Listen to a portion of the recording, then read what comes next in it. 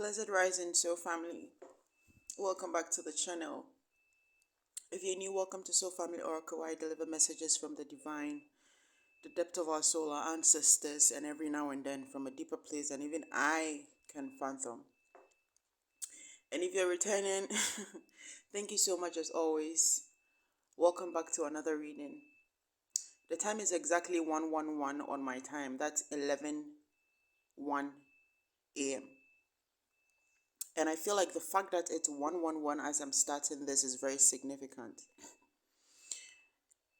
So, if you've been with the channel for a while, then you know that every now and then we get a channeling from a very biblical point. And I feel like the reason why sometimes it comes through heavily from the biblical point is because as we move into this new timeline, especially now as we have, it's very important to understand the basis of some of the conditionings that we've been under from the different institutions that are influenced by the faith that uses the Bible, 1:11 on the timer now, or Christianity to be put in short. But I said the faith that uses the Bible because the Bible doesn't just, even though it's customized to suit Christians or the followers of Yeshua or Christ, it has a lot of different aspects to it that also spread into different faiths. Now, to me a few years ago, but today very profoundly it came to me in a revelation of how the whole thing unfolds in relation to the collective. 144 on the timer right now. Thank you, Spirit. 144 on the timer right now. And the message basically says that you are the Elohims of El. This came through as Elohims with an S. I don't know if you just heard the freezer start to go. You are the Elohims of El. I don't know if I said Earth before, but it's like you are the Elohims of El and Ashera. You are the Elohims of El. And with the Ashera, it was coming through as Elohims of El, children of Ashera. Now, if you've done a bit of digging into the Bible or into the Elohims or into what it really means, then you already know or understand that the term Elohim or the word Elohim doesn't refer to a god. The term Elohim is basically refers to creative beings, right? Or beings of creation since time, and very profoundly as forces of creation. The Elohims are basically beings of creation, beings of guidance, enlightenment, forces of creation that walk in the light of the Most High El. Now, to understand this very well, then you need to understand the origin of the word Elohim itself and how it was used and how it became corrupted into becoming the title of a god instead of something like the gods. And I feel like that's exactly what this message is bringing through. It's like you are the gods of this earth, like you are the children of the God. And I feel like, so first of all, I think Genesis 1 verse 1 is where we first see Elohim in the Bible, right? And it basically says that Elohim created the heavens and the earth, making Elohim basically the name of the Most High Creator, right? But if you look deeply into the origins of Elohim, it goes way back into ancient Semitic times, where the Canaanites used the word Elohim to represent the gods and used El as the word to represent the Most High God, right? Now, this download, again, as I was saying, is coming all together to suit the collective from a dream I had years ago. And in the dream, it wasn't something to do with like a confused state, right? And as I was coming out of the state, what was told to me, or what I was told, was to go to El. And it specifically said, go to El in the need of help. Go to El, ask El. And I woke up from the dream with the repetition of that, ask El, ask El. And that day was when I got familiar with the term Elohim, because then I didn't really know what the term Elohim meant, even though I had heard it from the Bible, and I didn't know what El meant then. So today in this revelation, it was coming through as the need to understand, especially as we have shifted timelines, moving forward, that, for instance, the covering or the appointment of the Most High has nothing to do with the various groups of faith. And I'm sure a lot of us know this already, right? But it was coming through as an understanding that the ELOHIMs are divine appointments of the Most High, right? And that's why in the Bible there are a few times where even certain human beings were referred to as an Elohim, but speaking from a spiritual point, right? Because it is also believed that the Elohims exist in a spiritual plane where even angels or angelic beings, powerful angelic beings, are referred to as Elohims. But I feel like where the Spirit is needing for us to really understand before we move on is the fact that the term Elohim it doesn't describe the supreme God. Whew, man. I feel like I'm going to get some backlash for this one too. Maybe lose some followers, but yeah. So I feel like this understanding, right? We need to fully understand this. Let's look at how the Elohim became a plural term, right? Sorry, how the Elohim became a singular masculine term instead of a plural term. Okay, so looking at that, I think that starts with the Hebrews, right? Now, the Hebrews are ancient Semitic people also, and I feel like they are from a specific line. I don't know into detail about that side, so I won't even like try to elaborate too much there. But also from the line of the Canaanites, specifically from one side, I think.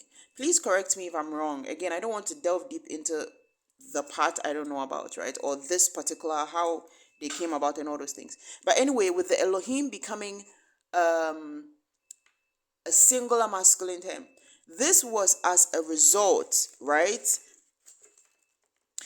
I put this down because I was channeling this right before I did this download, right? The Hebrew tradition, right? And meaning of a tribal god is what became the meaning of Elohim. Now, in the times of the Hebrews, from the times of the ancient Canaanites, coming into this transition of becoming the Hebrews, coming into this transition of the Hebrew people, right, was a period of turmoil, was a period in which they were in slavery. And so the concept or the focus of their faith had to do with deliverance. And in this seeking of this deliverance, the focus of the faith was channeled into a being that would bring about deliverance. And again, the Elohims being a divine appointed beings of creation, of restoration, of healing, enlightenment, and all these other things, it's almost as if like, if I'm explaining properly, like look at it as putting it together, like putting the embodiment of of of God, of all the embodiment of God together, seeking deliverance. You understand? It's like, let's say, for instance, we're not talking about the supreme being right now, right? Let's speak of, like, for instance, different gods, right? As an expression of the forces of creation, okay, or as an expression of, like, of element, right? And let's say we have like a water goddess, the fire god, and I'm getting Orishas do this, right? I'm getting Orishas heavily, so let me use the Orishas. Let's say Mother Yamaya being the goddess of the ocean, right? Shango being of thunder, lightning, and let's say these two elemental bodies, right? These two elemental bodies as Elohims, and another one that has to do with fertility and growth, another one that has to do with vegetation and crops and all those things, being all put together and prayed to in seek of deliverance, right? Because in this state, again, this is why I guess it's coming through as something that is very important to highlight. The Hebrew and like the sorry, that phase that the Hebrew people were in. And so it's like the focus of the faith became the need for deliverance from all these things that they were facing. So it's like all these bodies put together and being prayed to, as in like all hands on board kind of energy. And from this state of deliverance, or from the state from the period of being delivered, the supreme energies, not the supreme being. Oh, I really hope I'm explaining myself properly. The supreme energies became an embodiment of what the Hebrew people saw as the supreme God. And so the Elohims were put together as a singular masculine word to express the energy of the Most High, right? As the supreme God.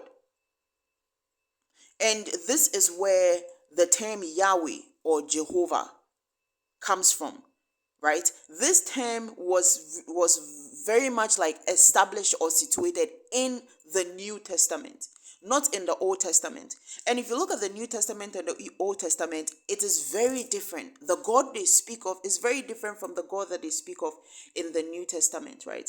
And I don't know, I don't want to get too deep. Even though the God they speak of in the Old Testament, there's this like a lot of contradiction when you look in the New Testament, because it sounds like a God of rage and a God of anger and a God of vengeance and all those things. But that's because it's like there's this need to understand that this expression of God was being expressed in multiple energies. And when you look at these different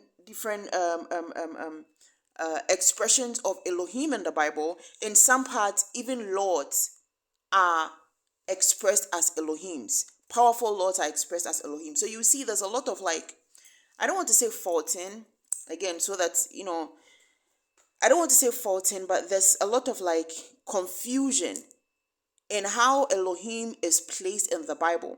And then eventually when you come to the New Testament, when you start to see Yahweh and Jehovah from the Hebrew Bible, it makes things even more confusing. And I feel like that's why it's like I'm needing to like go into detail about this part before we move on into this reading, right? I think Spirit just needed us to understand this bit so that I don't sound too crazy. So again, with the download, it says you are the ancient Elohims of El. You are the ancient Elohims of El, the children of the Supreme Father and Mother, Ashera. And I feel like the reason why this is coming through specifically with Ashera is also for us to understand how the creation of everything that we see was very much as a result of balanced energies, was very much as a result of merging, as a result of collaboration, as a result of something coming together, right? And even if we see it as a state of nothingness, that state of nothingness is other things coming together also. Because from that, it's like different element had to work out a certain way from that state of nothingness for something to come about. One moment.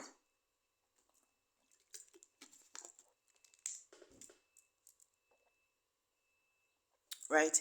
And with that heavy energy of the Orishas, I feel like this is exactly what the message is trying to say. You are the Elohims of El. And if the Elohims, be an Elohim is like a divine appointment as a force of creation, right? Then what does that mean? It means just like the Orishas, this group of people I'm speaking to, you are literally being told that you are the Orishas of this new age, basically. You are the Orishas of this new age. And I'm getting this as not in the sense like, oh, there will be new set of Orishas. No, as a matter of fact, there are Orishas that we don't even know about.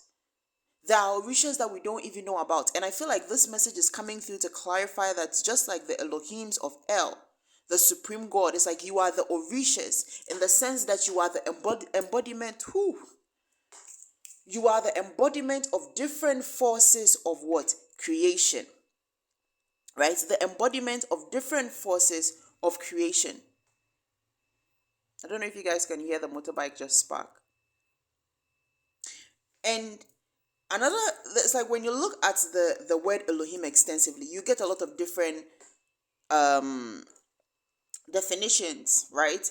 From what the Bible tells us Elohim is. But you would need to, if you're looking, if you're interested in looking deeper into this, you would need to like really dig deeper. See if you can even find some Semitic texts. There are a few online scattered on different like archaeological sites that you can find and get different translations for what the texts are. Because I feel like there's a need for us to understand that just like the time of the Canaanites coming to the times of the Hebrews and the New Hebrew Bible, right? There's those different phases hold different energies, right? And I feel like in some sense it's giving this energy I was channeling earlier today for a reading where it was trying to explain something about the age of the Piscean age and the age of Aquarius, right? And it's like this is giving me the energy of like the Piscean age is like at the age that we moved out of before we came to this age where it was like the age of the Canaanite, right? And this Piscean age, sorry. Yes.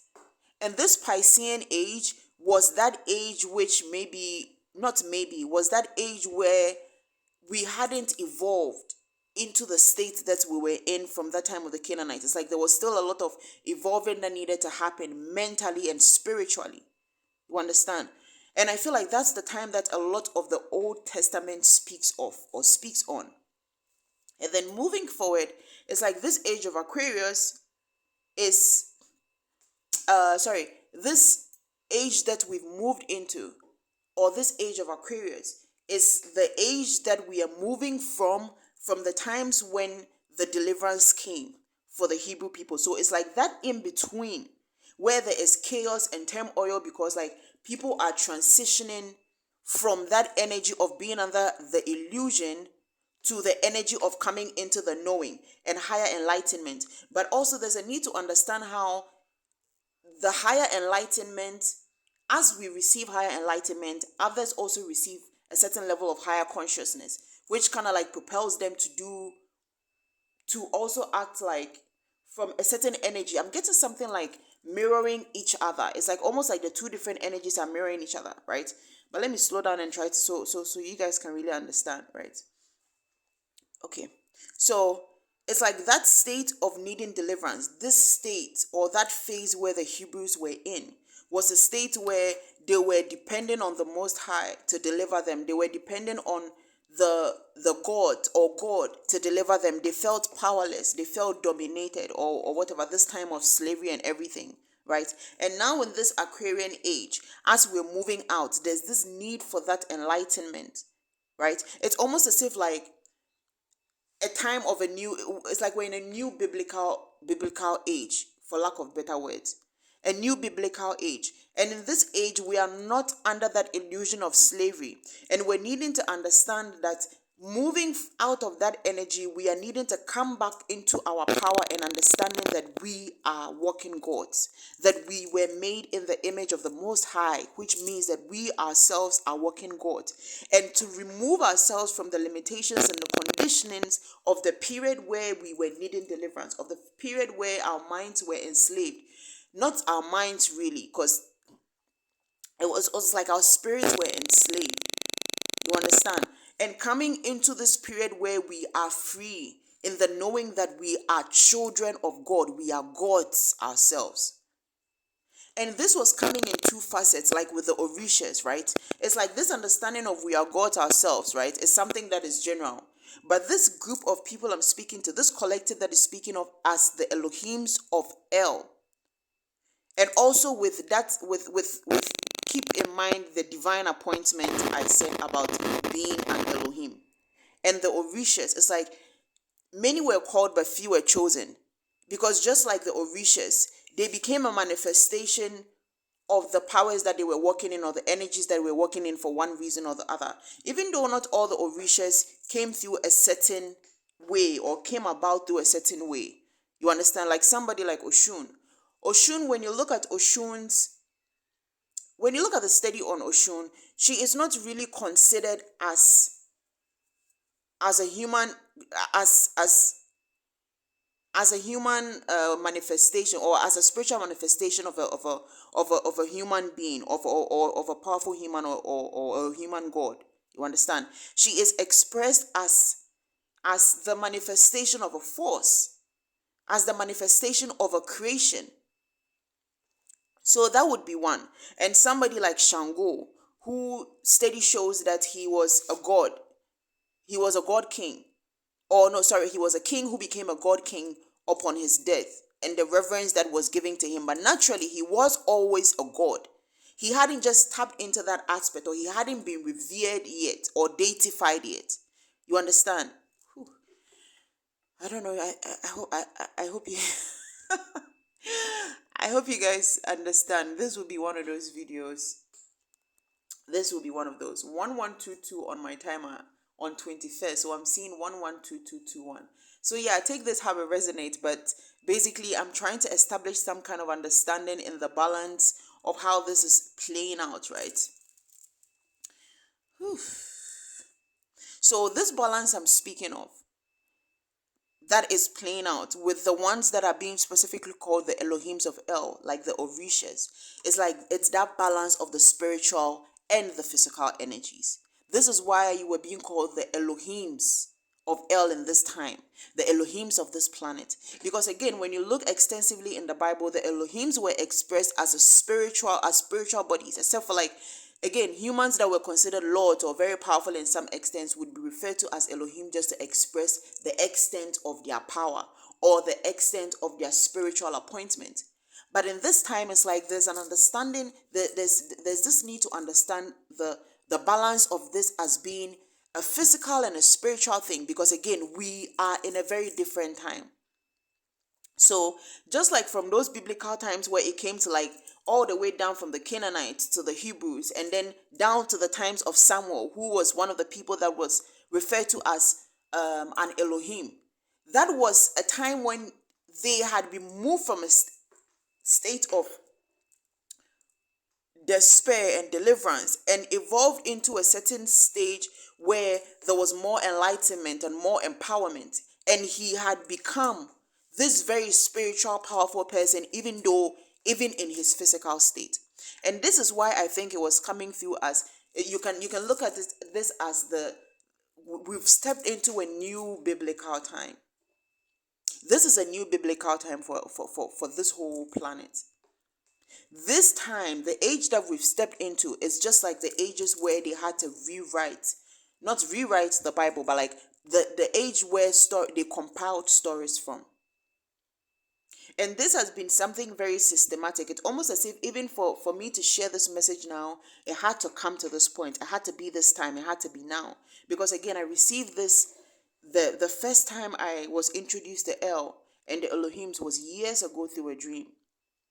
So for me to even come to this understanding now, after how many years, it's like it's now that I am fully understanding this, or fully understanding why I had that dream, or fully understanding why I was guided to go to El.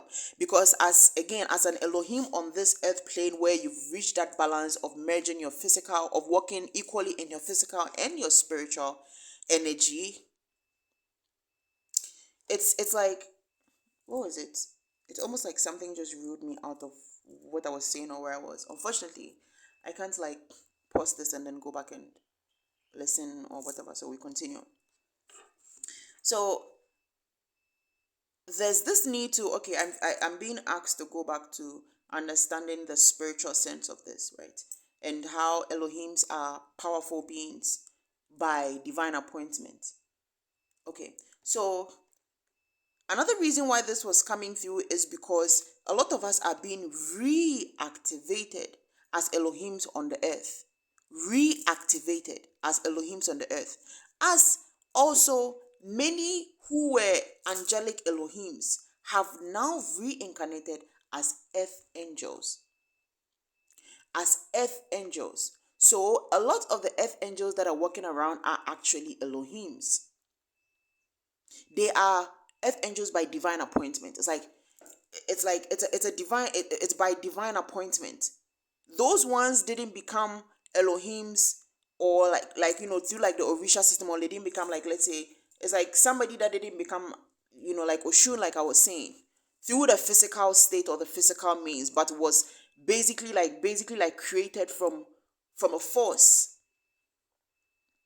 Again, that is why it is in some study or in part of the Bible, the Elohims are referred to as forces of creation.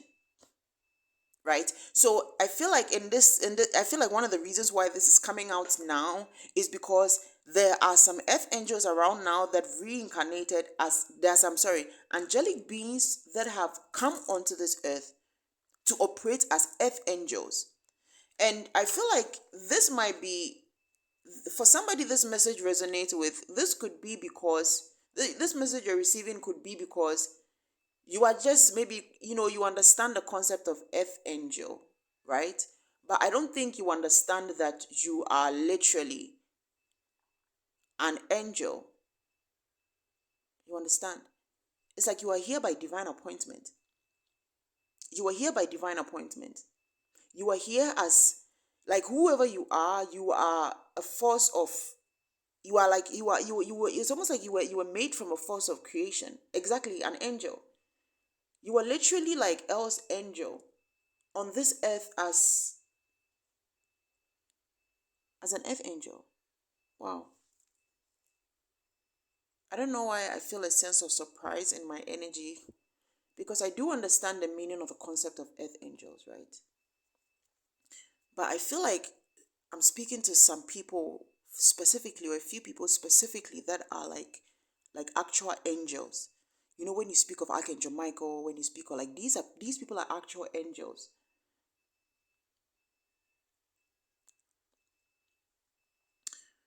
So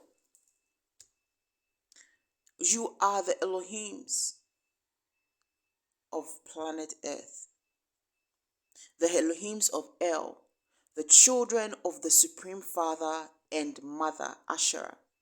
And I feel like, again, with that need to understand that the creation of all stems from a balance of something, whether it was created from nothingness, whatever it is that was manifested from that nothingness was a result of what? A balance of something, the union of something. And I feel like this is coming through heavily because another thing that we're needing to remember and understand about being Elohims is the need for balance. And this balance could be in any sense. This balance could be in the sense of, like, masculine and feminine energy, or divine masculine and feminine energy. And it could be in the sense of, like, the ethers and the physical, like this in the spirit and in the spirit and the physical, right? And another also is the balance of the light and the dark. So the need to understand this balance and how everything was created out of balance, I think, is going to be something that helps us to really step into the energy of this divine appointment. Because again, as it was coming through about being the Elohims of this earth now, it's like, so in that sense, it means like you are guardian of planet Earth, you are protector, you are creator. You understand? Just like Ashera, she was the goddess of fertility, goddess of creation, goddess of childbirth, prominence. And in this energy, that role of being a creator, being a healer, being somebody that brings things into being, creation into being, is going to require a certain level of balance in all. A certain level of balance in all. And I think another thing that was also coming through is, like, even though you will come to understand the meaning of El and Elohim now, there is also the need to understand that the term Elohim itself is in a state of balance. It, even though it was created out of kind of like a need, not a need, no. Even though it was created out of a strong desire to build on an energy that had brought about liberation or freedom, enlightenment to the Canaanites, there's a need to understand that that was also born out of balance. right? Because again, as I mentioned earlier, it's like the manifestation of this power or came from that strong focus or desire for freedom, for liberation in the times when there was slavery and all these things, right? And the balance of these different forces or energies is what came together to bring about this deliverance, right? It wasn't only liberation. In some sense, it also had to do with healing, also had to do with nurturing, also had to do with love, also had to do with sustainability. So if you really look at it, it's like in the energy of Elohim as a plural of divinely appointed people or divinely appointed energies. This is a balance of everything that what makes El. Everything that makes the supreme being. And maybe even everything that makes source. But I'm not saying source is El. That's not what I'm saying.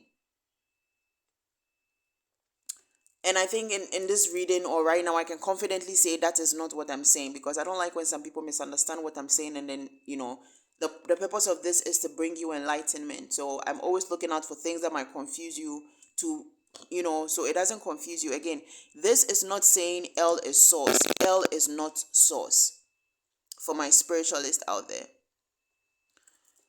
Okay, so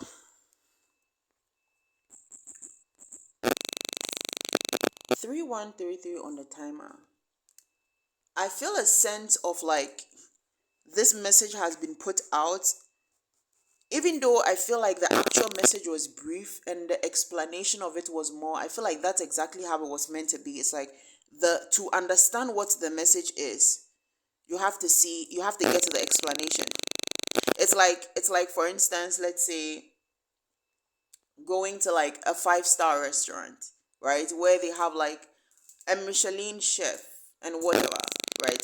And then maybe something so small comes out, or something, you know how they have all these like fancy things on the plate and they look like, what is this?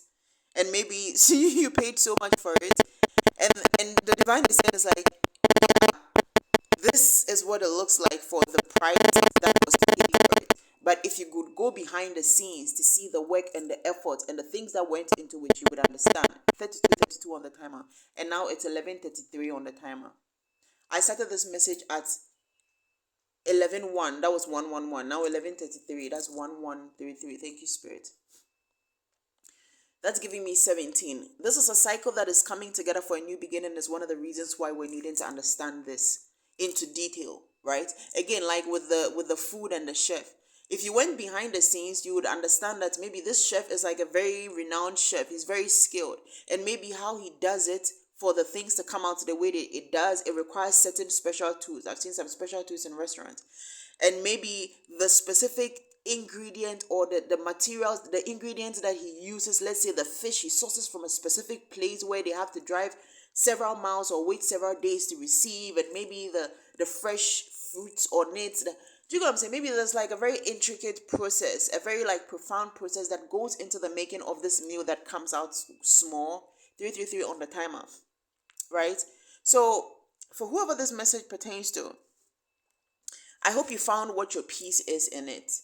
And again, as always, please listen with discernment. Take only what resonates and leave what doesn't. And for my Christian brothers and sisters, please don't come at me if you don't get any of these things. I always advise that you always do your own research. Don't take my word for it. Take your word for it. How does the word feel like to you? And then do your own research if you need to, or throw it away if you want to. But as always, thank you guys so much for sticking around. And if this message resonates with you, please like, share, subscribe, or comment to help us reach even more of our soul tribes. And to my fellow Elohims out there, the work that we are doing here, or the work that we are about to do here, the work that the Most High is helping us to do, the work that the Most High, El, who we also know as God, is guiding us to do, is going to be so profound. So profound for many lifetimes to come. Have a blessed day.